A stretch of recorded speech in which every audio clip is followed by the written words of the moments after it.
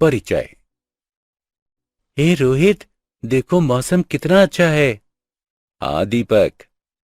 अरे रोहित, जरा इधर देखो, यहाँ पर कई सारे मेंढक जल में कूद रहे हैं।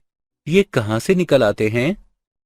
ये बारिश के मौसम में निकल आते हैं, क्योंकि तब सूखे का कोई भय नहीं होता है।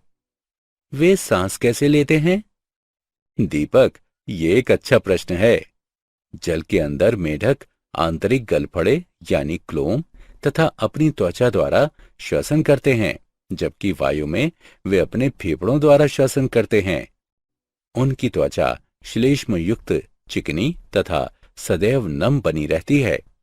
मैं तुम्हें एक रुचिकर बात बताता हूं कि वयस्क मेढक में पूंछ नहीं पाई जाती है तथा टैडपोल में पूंछ उपस्थित होती है। चलिए अब इसके विषय में और अधिक जानते हैं। इस अध्याय में आप जंतुओं की आकारिकी तथा शारीरिकी के विषय में जानेंगे।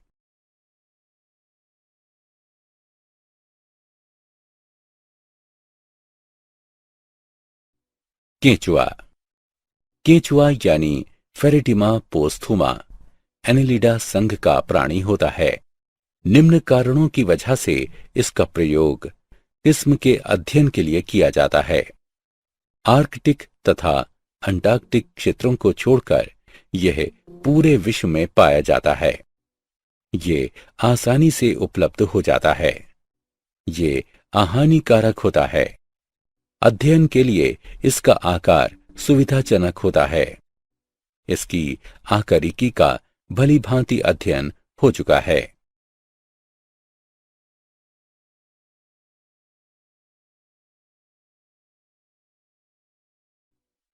आकारिकी।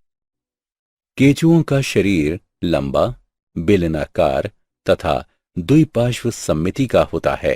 शरीर का अग्रसिरा नुकीला तथा बिल खोदने में सहायक होता है, जबकि पश्च सिरा अधिक या कम कुंद होता है। एक पूर्ण परिपक्व केंचुए की लंबाई सामान्यतः 4 से 6 इंच तथा व्यास इसके 1/4 से कम अथवा 1 इंच होता है। शरीर की सतह अनुप्रस्थ गोल खांचों द्वारा शरीर खंडों में विभक्त होती है। खंडों की संख्या 100 से अधिक होती है।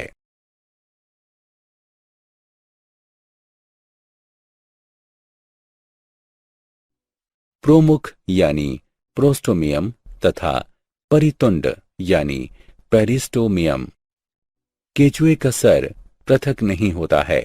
अग्रसिरे पर एक शंकु रूपी मांसल पाली पाई जाती है, जिसे प्रोमुख कहते हैं, जो मुख को ढकती है। शरीर का पहला खंड परितुंड पेरिस्टोमियम या मुख खंड होता है, जिसमें मुख उपस्थित होता है। पुरोमुख संवेदी होता है, जिसकी सहायता से केंचुआ प्रकाश तथा अंधेरे में अंतर ज्ञात कर सकता है। पर्याणिक यानी क्लाइटेलम। वयस्क कृमि में मोटी तथा ग्रंथिल त्वचा का एक मुख्य बैंड पर्याणिक यानी क्लाइटेम पाया जाता है, जो कि शरीर के 14वें, 15वें तथा 16वें खंड में स्थित होता है। शूक। प्रथम तथा अंतिम खंड के अलावा प्रत्येक खंड में छोटे उपत्वचीय शूक स्थित होते हैं। ये कुछ घुमावदार या एस आकार की आकृति वाली संरचनाएं होती हैं, जिनके सिरे यानी किनारे शुंडाकार होते हैं तथा ये सींग सदृश पदार्थ काइटिन से मिलकर बने होते हैं।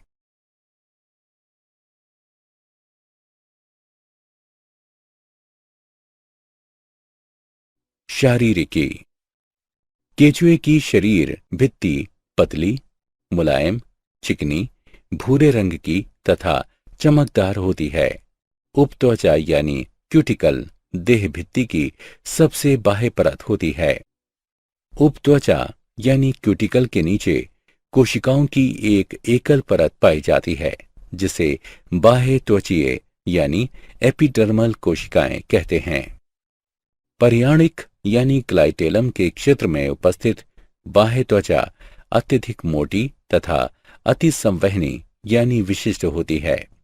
परियाणिक ग्रंथियां एल्बुमिन अंडे की सफेदी का स्रावण करती हैं, जो कि कोकून के निर्माण में भाग लेता है।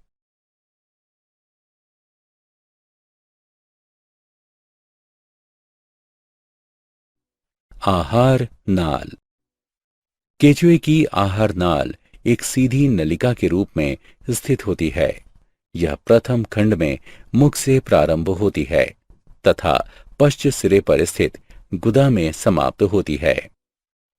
मुख प्रथम खंड में मध्य अधर में उपस्थित एक छोटा अर्धचंद्राकार छिद्र होता है, जो कि मांसल प्रमुख यानी प्रोस्टोमियम द्वारा संरक्षित होता है। ग्रसनी एक छोटी मोटी भित्ति वाली तथा आड़ू के आकार वाला कक्ष होता है, जो कि 3 से 5वें खंड तक फैला होता है। ग्रसनी की पृष्ठ भित्ति मोटी तथा बल्ब सदृश होती है तथा इसे ग्रसनीय बल्ब भी कहा जाता है। ग्रासिका एक लंबी मोटी भित्ति वाली संकुचित नलिका होती है तथा ये 5 से 8वें खंड तक फैली होती है। पेशणी एक कठोर मोटी भित्तियुक्त अंडाकार कक्ष होती है, जो कि 8वें से 9वें खंड में उपस्थित होती है। इसकी भित्ति अत्यधिक पेशीय होती है तथा ये वृत्तीय पेशियों की एक मोटी परत का निर्माण करती है।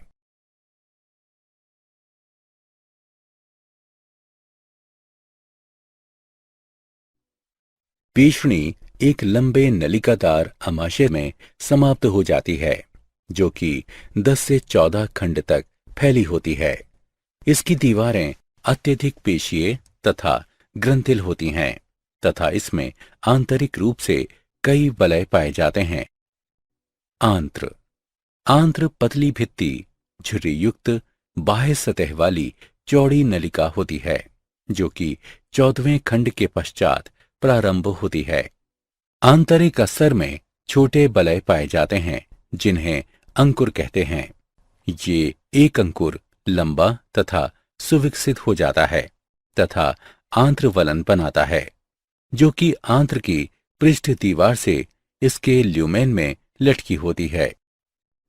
15 से 26वें खंडों में स्थित आंत्र के भाग को पूर्व आंत्रवलिनी क्षेत्र कहते हैं। इसकी दीवारें संवहनी होती हैं तथा आंतरिक रूप से मुड़कर अंकुर का निर्माण करती हैं।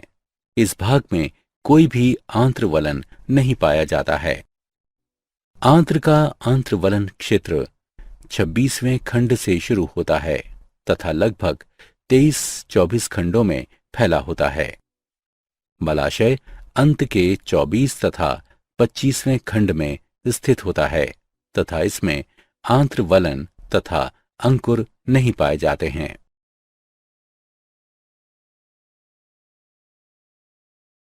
परिसंचरण तंत्र।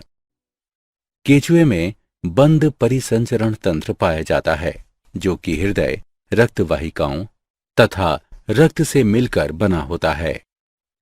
रक्त ग्रंथियां रक्त कोशिकाओं तथा हीमोग्लोबिन का निर्माण करती हैं, जो कि प्लाज्मा तथा शरीर के 4, 5 तथा 6वें खंड में उपस्थित रक्त ग्रंथियों में घुले होते हैं। वॉल्व युक्त हृदय के 4 जोड़े 7, 9, 12 तथा 13वें खंडों में उपस्थित होते हैं। हृदय का संकुचन रक्त को एक ही दिशा में संचारित करता है। छोटी रक्त वाहिकाएं आहार नाल, मेरुरज्जु तथा शरीर यानी देह भित्ति को रक्त पहुंचाती हैं। रक्त कोशिकाएं स्वभाव में भक्षी होती हैं।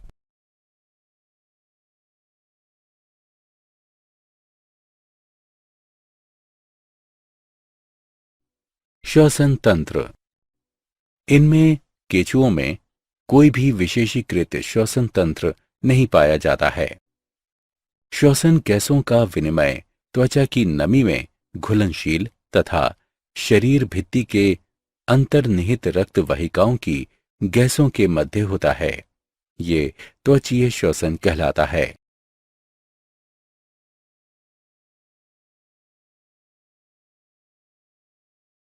उत्सर्जी अंग। एक नलिकादार उत्सर्जी अंग वृक्कक कहलाता है। ये 3 प्रकार के होते हैं: पटीय वृक्कक, अध्यावरणी वृक्कक तथा ग्रसनीय वृक्कक। पटीय वृक्कक ये फेरेटिमा के सबसे लंबे वृक्कक हैं। पटीय वृक्कक 15वें खंड के पीछे अंतरखंडीय पटों के दोनों ओर पाए जाते हैं। विशेष प्रकार का पटीय वृक्कक 3 मुख्य भागों से युक्त होता है: नेफ्रोस्टोम, शरीर तथा अंतस्थ धमनी यानी वाहिनी। अध्यावरणी वृक्कक ये वृक्कक प्रथम 2 खंडों को छोड़कर शरीर भित्ति के पूरे आंतरिक स्तर पर प्रत्येक खंड में फैले होते हैं। ग्रसनीय वृक्कक ये 4, 5 तथा 6वें खंड में ग्रसनी तथा ग्रसिका के किसी ओर पर युग्मित गुच्छों के रूप में पाए जाते हैं। प्रत्येक गुच्छे में नेफ्रोस्टोम रहित 100 से भी अधिक कुंडलित शाखीय नलिकाएं पाई जाती हैं।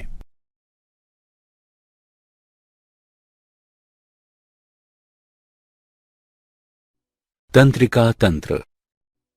अधिग्रसनीय या प्रमस्तिष्क गुच्छिका का एक जोड़ा संलयित होकर मस्तिष्क का निर्माण करते हैं, जो कि तीसरे खंड के अग्र तथा पृष्ठभाग में स्थित होता है।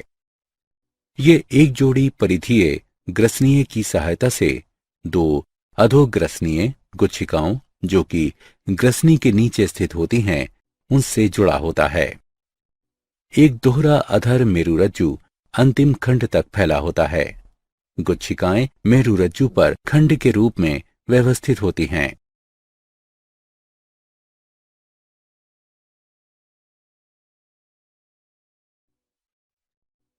संवेदी तंत्र।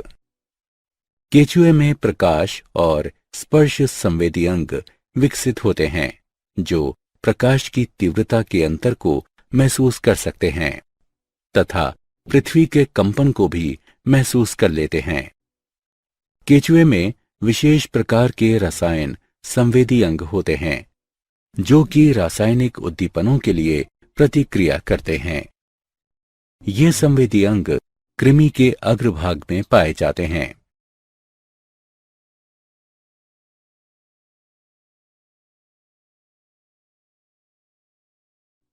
जनन तंत्र। केचुए उभयलिंगी होते हैं, अर्थात एक ही प्राणी में वृषण यानी नर एवं अंडाशय यानी मादा दोनों जनन अंग मिलते हैं। इनमें 10वें व 11वें खंड में 2 जोड़ी वृषण उपस्थित होते हैं। प्रत्येक खंड में एक जोड़ा उपस्थित होता है। प्रत्येक वृषण कोश में बंद होता है। प्रत्येक वृषण कोश शुक्राणुीय कीप में खुलता है, जो कि लंबी शुक्रवाहिका में खुलती है। 17वें से लेकर 20वें खंड तक प्रोस्टेट ग्रंथि का जोड़ा आंत्र के दोनों तरफ उपस्थित होता है। सहायक ग्रंथियों के 2 जोड़े पाए जाते हैं। 17वें तथा 19वें खंड में प्रत्येक में एक जोड़ा पाया जाता है। संयुक्त प्रोस्टेट और शुक्राणु वाहिनी 18वें खंड के अधर पार्श्व में एक जोड़ा नर जनन छिद्र द्वारा बाहर खुलती है। साथ ही 6 से 9वें खंड तक प्रत्येक खंड में एक छोटी थैलेनुमा संरचनाएं 4 जोड़े शुक्राणु धानियां पाई जाती हैं।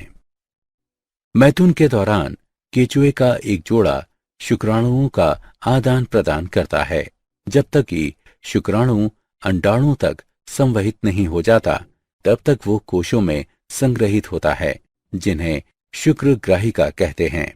कुछ प्रजातियों में ये बाह्य होता है।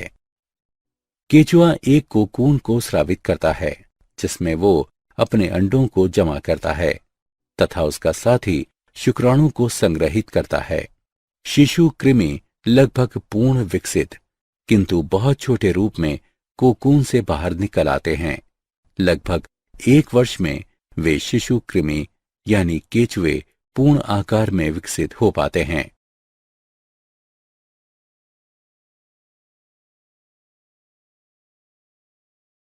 कॉकरोच यानी तिलचट्टा।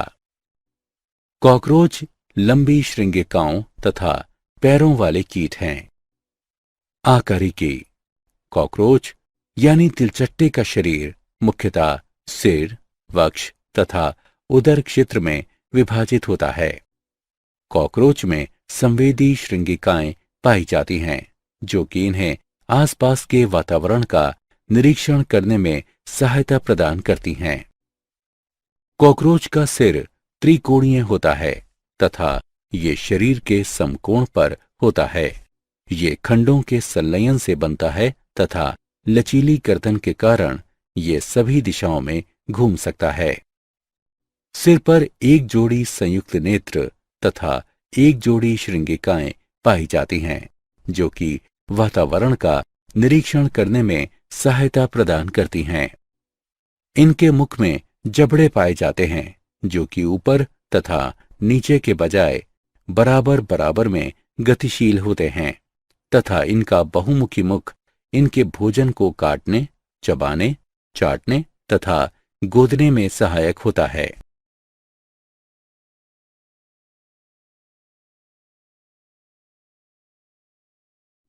आकारिकी। वक्ष शरीर का मध्य भाग होता है, जिससे कीट की 6 टांगें तथा 2 पंख जुड़े होते हैं। प्रत्येक टांग में उपस्थित 2 पंजे तथा उन पर उपस्थित बाल कॉकरोच को पकड़ने तथा दीवार पर आसानी से चढ़ने में सक्षम बनाते हैं। कॉकरोच की टांगें बहुत मजबूत होती हैं तथा वो लगभग 4.8 किलोमीटर प्रति घंटे की दूरी तक तय कर सकते हैं। वक्ष मुख्यतः 3 भागों में बटा होता है: अग्रवक्ष, मध्यवक्ष तथा पश्चवक्ष। अग्रवक्षीय टांगें कॉकरोच के सिर के पास होती हैं। ये सबसे छोटी टांगें होती हैं तथा कॉकरोच को गमन करने के समय ये अवरोधक की भांति कार्य करती हैं। अग्रवक्ष का कुछ भाग कॉकरोच के सिर को भी ढकता है। मध्य टांगें मध्यवक्षीय टांगें होती हैं। ये टांगें कॉकरोच को गति बढ़ाने तथा कम करने में सहायता प्रदान करती हैं। पश्चवक्षीय टांगें कॉकरोच की सबसे लंबी टांगें होती हैं तथा ये कॉकरोच को आगे चलने में सहायता प्रदान करती हैं।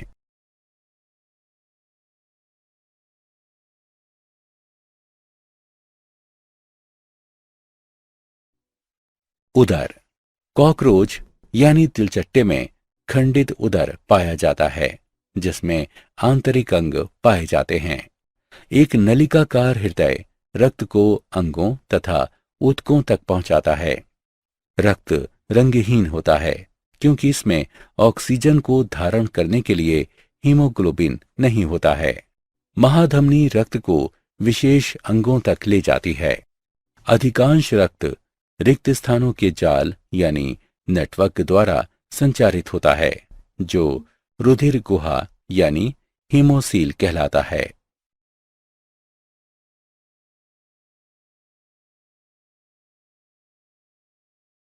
शारीरिकी।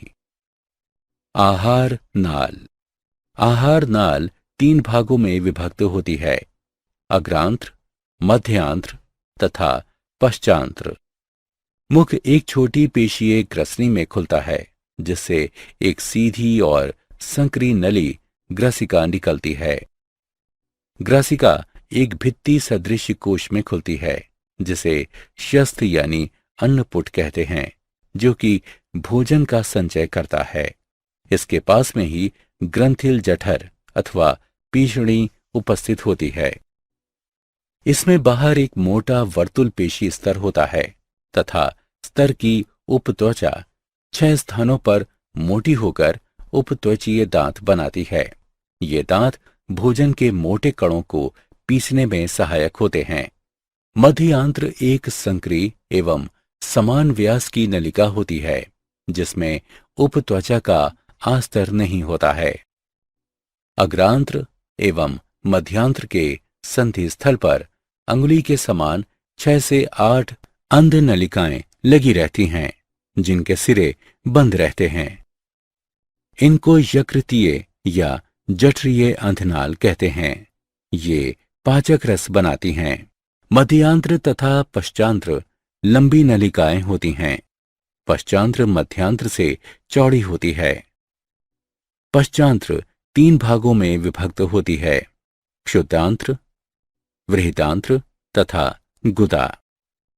मध्यांत्र व पश्चांत्र के संधि स्थल पर लगभग 100 से 150 पतली पीले रंग की नलिकाएं होती हैं, जिन्हें मैलपीगी नलिकाएं कहते हैं। ये हीमोलिम्फ से उत्सर्जी पदार्थों के उत्सर्जन में सहायक होती हैं।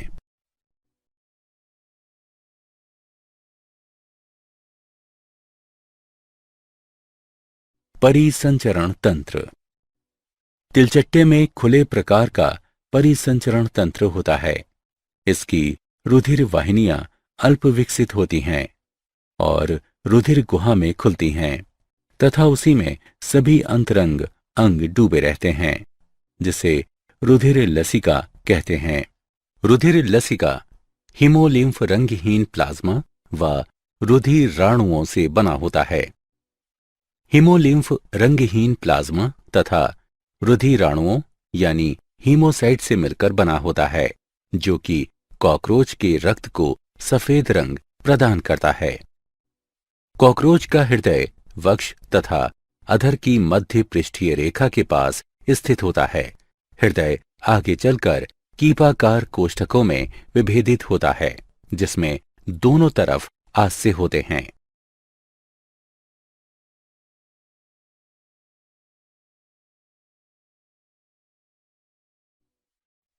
श्वसन तंत्र। कॉकरोच का श्वसन तंत्र शरीर के पार्श्व की तरफ उपस्थित होता है। इसमें 10 जोड़ी छिद्र पाए जाते हैं, जिन्हें श्वासनाल कहते हैं। श्वासनाल पुनः विभाजित होकर पतली शाखित नलिकाएं बनाता है, जिन्हें श्वास नलिकाएं कहते हैं। ये श्वास नलिकाएं वायु से ऑक्सीजन को ग्रहण करके शरीर के सभी भागों तक पहुंचाती हैं। विसरण विधि द्वारा श्वास नलिकाओं में गैसों का आदान प्रदान होता है।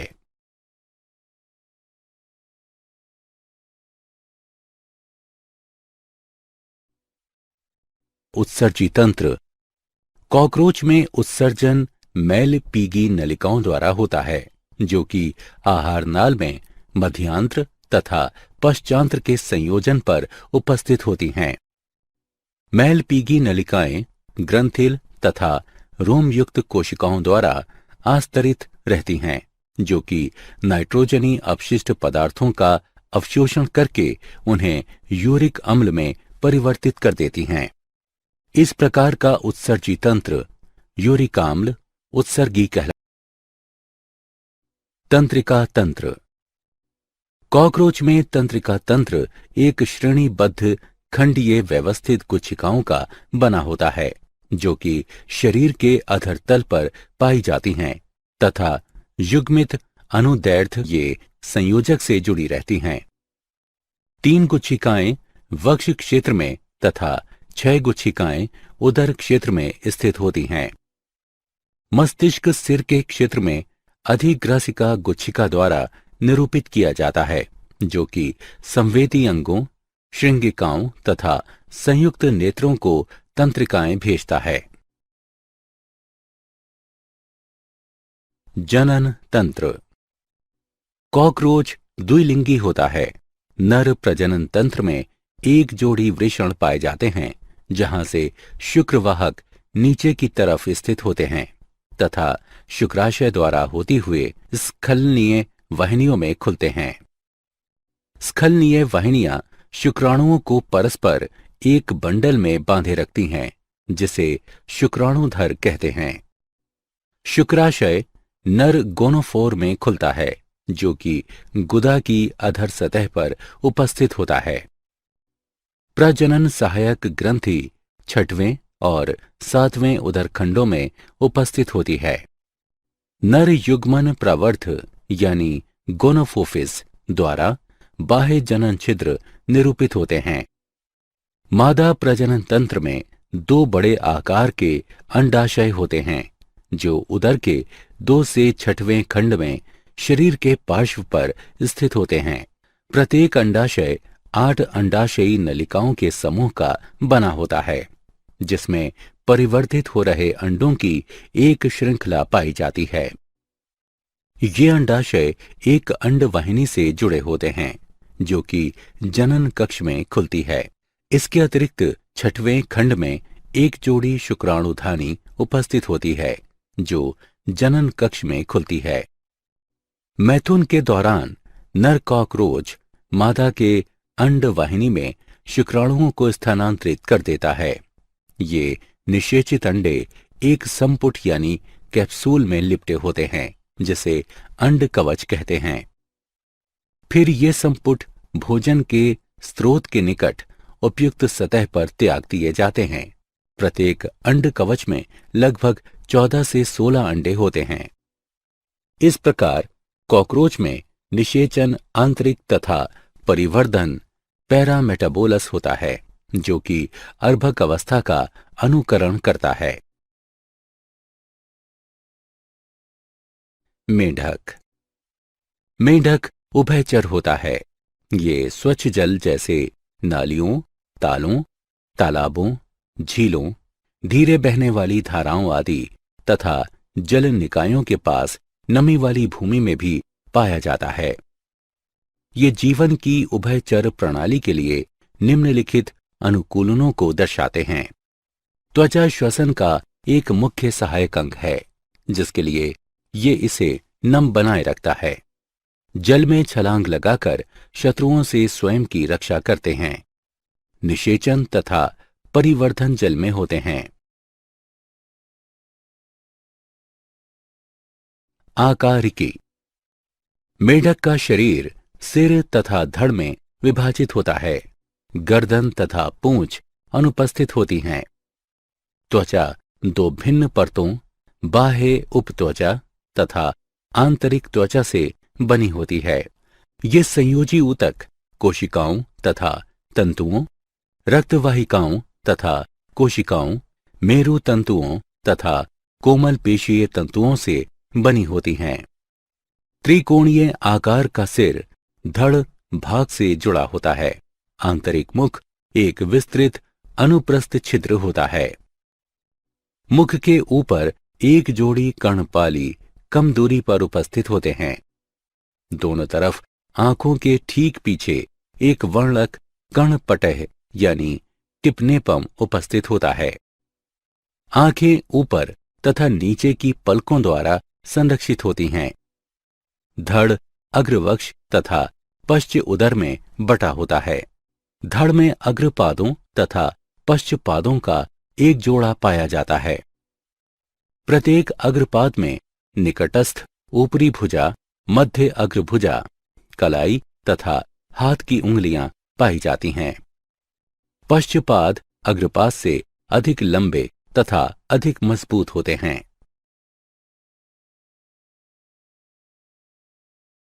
शारीरिकी। मेढक की आहार नाल निम्नलिखित भागों में विभक्त होती है। मुख तथा मुख ग्रसनीय गुहा। मेढक में मुख चौड़ा, दरार सदृश अर्धचंद्राकार द्वार होता है जो कि थूथन के सिरे पर स्थित होता है। ये टिम्पेनम की एक सतह से दूसरी सतह तक फैला हुआ है। मेढक में मुख गुहा तथा ग्रसनी परस्पर मिलकर मुख ग्रसनीय गुहा बनाती है। ग्रसनी मुख ग्रसनीय गुहा का पश्चभाग ग्रसनी को दर्शाता है। ये 2 द्वारों द्वारा छिद्रित होता है। भोजन नली के मध्य में चौड़ा तथा घुमावदार द्वार स्थित होता है। ये ग्रसिका में खुलता है। ग्रसिका ये एक चौड़ी तथा संकुचित नलिका है। गर्दन की अनुपस्थिति के कारण ये बहुत छोटी होती है तथा अमाशय तक फैली होती है। अमाशय ये देह गुहा में बाईं तरफ स्थित होता है। अमाशय आहार नाल का सबसे चौड़ा तथा लगभग 2 इंच लंबा भाग होता है। आहार नाल। आंत्र। अमाशय एक लंबी नलिकादार आंत्र में खुलता है। ये 3 भागों में विभक्त होती है। गृहिणी, छोटी आंत्र या क्षुद्रांत्र तथा बड़ी आंत्र या वृहदांत्र या मलाशय। गृहिणी। ये आंत्र का यू आकार का अग्रभाग होता है। ये अमाशय के समांतर फैली होती है। छोटी आंत्र या क्षुद्रांत्र। ये कई लूप बनाती है। ये पतली भित्ति वाली घुमावदार नलिका जो कि लगभग 8 से 10 इंच लंबी होती है। बड़ी आंत्र या वृहदांत्र या मलाशय। ये छोटी किंतु तुलनात्मक चौड़ी नलिका होती है। इसकी आंतरिक सतह अनुदैर्ध्य वलियों में निर्मित हो जाती है। इसे मलाशय भी कहते हैं। अवस्कर तथा अवस्कर द्वार। मलाशय के दूरस्थ भाग को अवस्कर या अवस्कर कक्ष कहते हैं। इसमें गुर्दे तथा मूत्राशय की मूत्र जनन वाहिनियों के छिद्र खुलते हैं। श्वसन तंत्र। भोजन के ऑक्सीकरण अथवा दहन द्वारा उत्पन्न ऊर्जा दैनिक उपापचयी क्रियाओं को करने के लिए आवश्यक होती है। इस प्रक्रिया के दौरान ऑक्सीजन उपभोग में आती है तथा कार्बन डाइऑक्साइड निष्कासित होती है। ऑक्सीजन को ग्रहण करने तथा कार्बन डाइऑक्साइड को त्यागने की प्रक्रिया सांस लेना कहलाती है तथा रासायनिक परिवर्तन जिनके द्वारा भोजन का ऑक्सीकरण तथा ऊष्मीय ऊर्जा की विमुक्ति होती है तथा कार्बन डाइऑक्साइड का निर्माण होता है, श्वसन कहलाती है।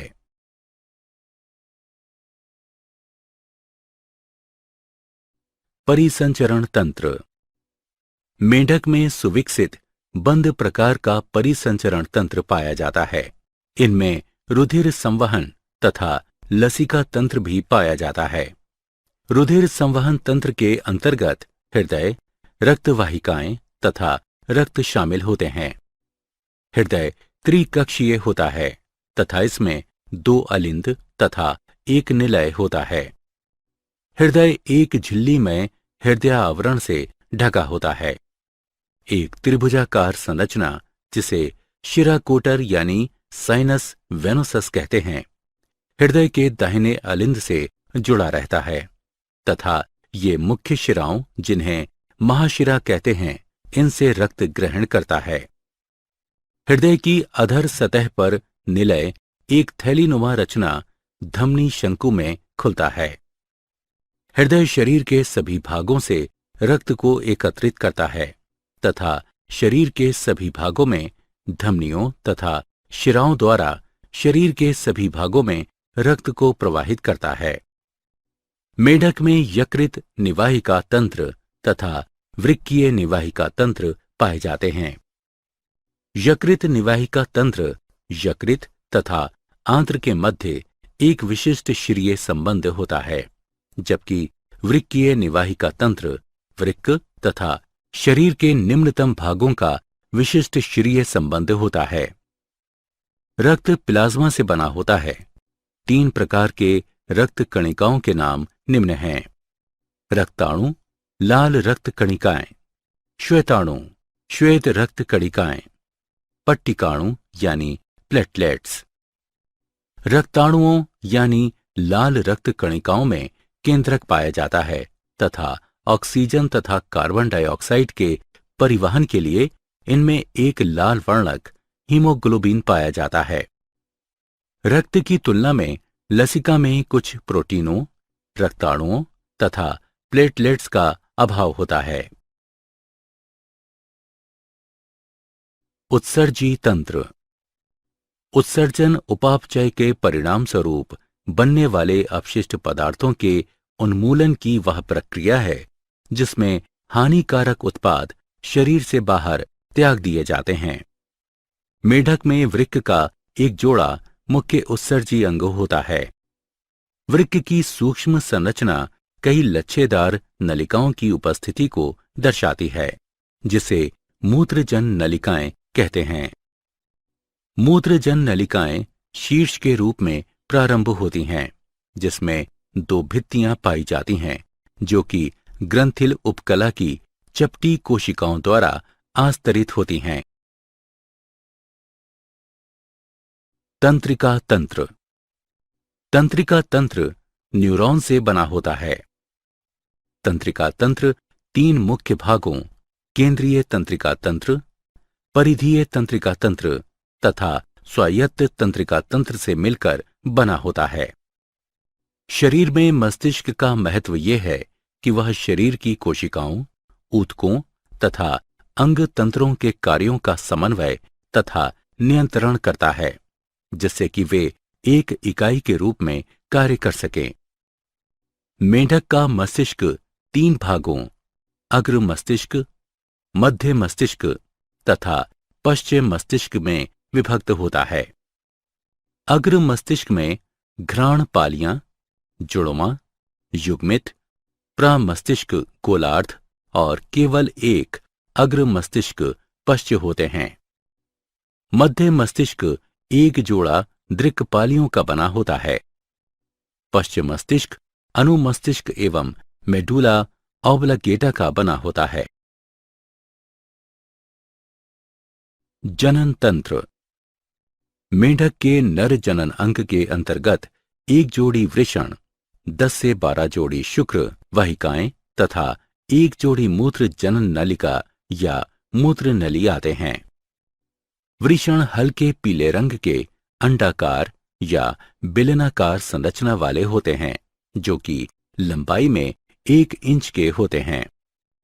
अग्र सिरे पर ये वृक्क की अधर सतह से पेरिटोनियम के वलय, जिसे मेजोरकियम कहते हैं, इसके द्वारा जुड़े रहते हैं। प्रत्येक वृषण से 1 दर्जन शुक्र वाहिकाएं निकलती हैं, जो कि वृषण से शुक्राणुओं का वहन करती हैं।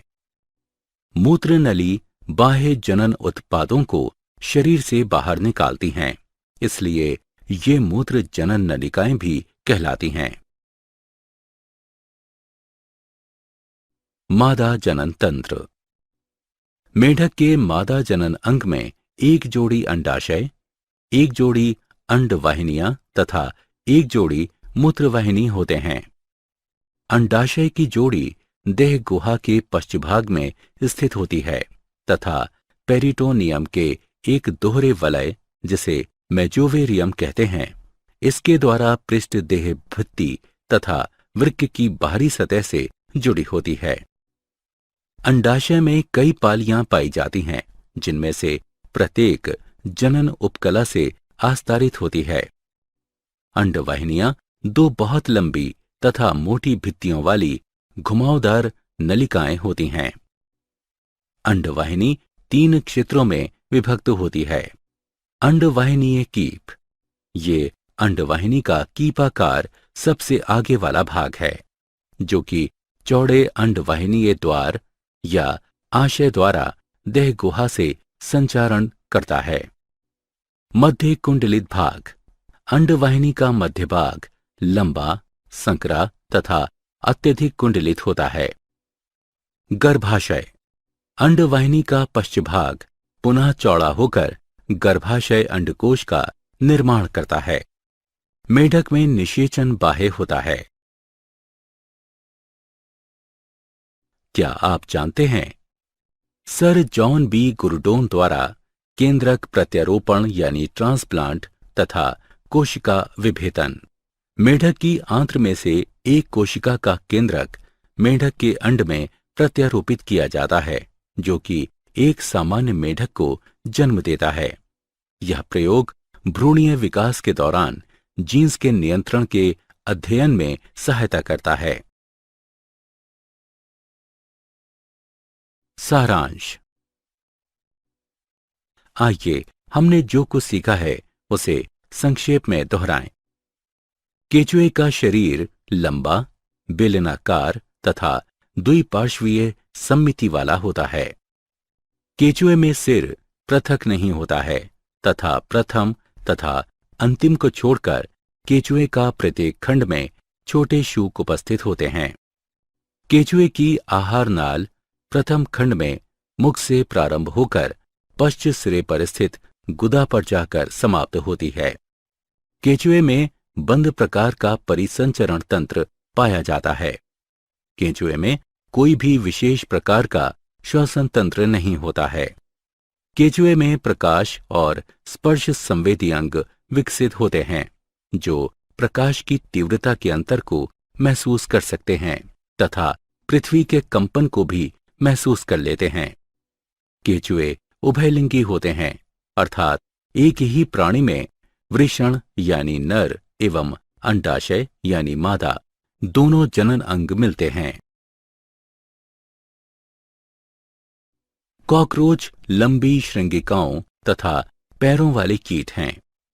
कॉकरोच का शरीर सिर, वक्ष तथा उदर क्षेत्र में विभाजित होता है। आहार नाल 3 भागों में विभक्त होती है: अग्रांत्र, मध्यांत्र तथा पश्चांत्र। कॉकरोच में खुला परिसंचरण तंत्र पाया जाता है। कॉकरोच में श्वसन तंत्र शरीर की पार्श्व सतह पर पाया जाता है। कॉकरोच में उत्सर्जन मैलिपीगी नलिकाओं द्वारा होता है तथा ये द्विलिंगी होते हैं। मेंढक उभयचर होते हैं तथा मेंढक का शरीर सिर तथा धड़ में विभाजित होता है। गर्दन तथा पूंछ अनुपस्थित होती हैं। ऑक्सीजन को ग्रहण करने तथा कार्बन डाइऑक्साइड को त्यागने की प्रक्रिया सांस लेना कहलाती है तथा रासायनिक परिवर्तन जिनके द्वारा भोजन का ऑक्सीकरण तथा ऊष्मीय ऊर्जा की विमुक्ति होती है तथा कार्बन डाइऑक्साइड का निर्माण होता है, इसे श्वसन कहते हैं। मेढकों में सुविकसित बंद प्रकार का परिसंचरण तंत्र पाया जाता है। मेढक में वृक्क का एक जोड़ा मुख्य उत्सर्जी अंग होते हैं। तंत्रिका तंत्र 3 मुख्य भाग केंद्रीय तंत्रिका तंत्र, परिधीय तंत्रिका तंत्र तथा स्वायत्त तंत्रिका तंत्र से मिलकर बना होता है। मेढक के नर जनन अंग के अंतर्गत 1 जोड़ी वृषण, 10 से 12 जोड़ी शुक्र वहिकाएं तथा 1 जोड़ी मूत्र जनन नलिका या मूत्र नली आते हैं। मेढक के मादा जनन अंग में 1 जोड़ी अंडाशय, 1 जोड़ी अंडवाहिनियां तथा 1 जोड़ी मूत्रवाहिनी होते हैं।